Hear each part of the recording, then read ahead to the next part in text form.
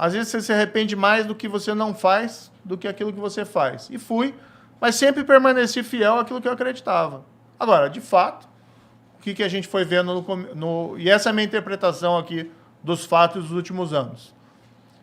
O pessoal não quer que se combata a corrupção. É aquele fio que nunca acaba. O presidente tem lá investigação, família dele rachadinha. Né? Ele tem medo também que a investigação chegue nele. E daí ele chegou a partir de determinado momento do mandato dele e começou, olha, tem que enfraquecer o combate à corrupção. Como que ele comunicava isso? Porque, Não, obviamente, que ele não falava. Se ele falasse isso para mim... Não, mas como, ele não falava, obviamente. De que forma ele comunicava isso? Como o governo comunicava que era essa direção? Como você percebia que era essa direção que ele estava indo? O primeiro elemento que revelou isso foi quando teve aquela questão do COAF, né? O COAF é um órgão de inteligência de lavagem de dinheiro no Brasil e estava no Ministério da Justiça, no meu braço, alçada, vamos dizer assim, né? na minha alçada. A gente tinha melhorado o COAF, tinha aumentado o número de pessoas do COAF, isso é demonstrado numericamente, inclusive. E teve um movimento para tirar o COAF do Ministério da Justiça e colocar lá no Ministério da Economia. Ou seja, o COAF não podia ficar comigo. O que não faz nenhum sentido ficar na economia. Você vai dar para a polícia para os caras que tomam conta do dinheiro? Não fazia nenhum sentido tirar de mim, porque o pessoal tinha medo.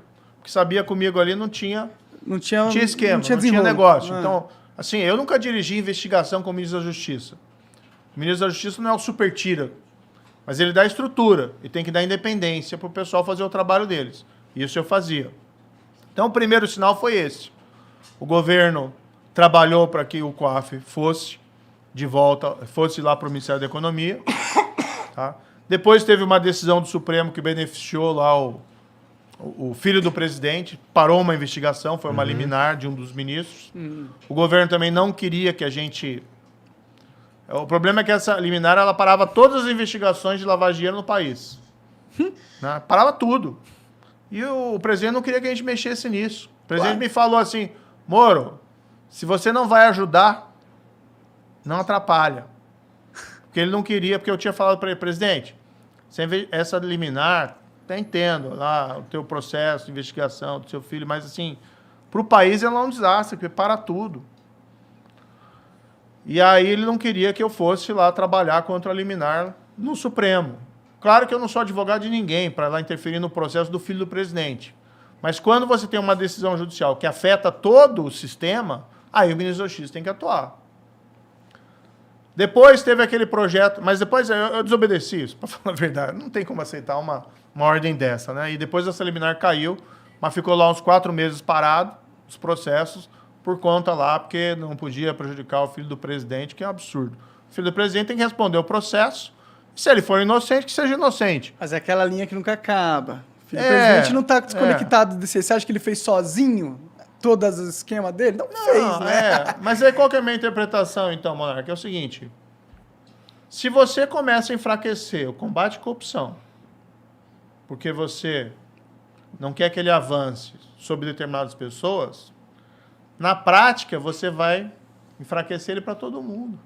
Sim, com Por certeza. que o Lula foi solto?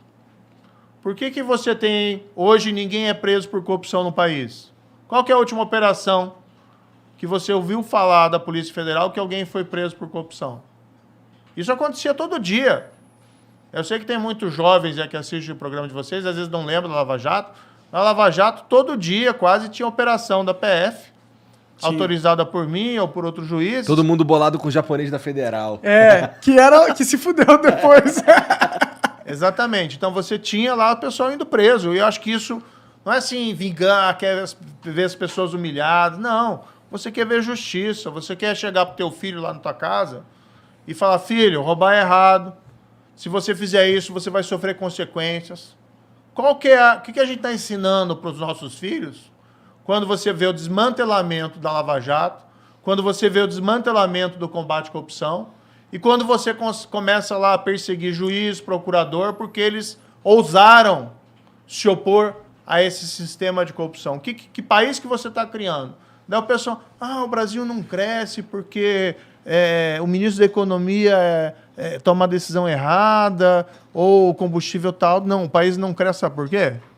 Porque a gente não aprendeu que instituições, democracia, lei tem que estar acima de todo mundo. Ou seja, você precisa dar um passo civilizatório. E aí as coisas começam a funcionar.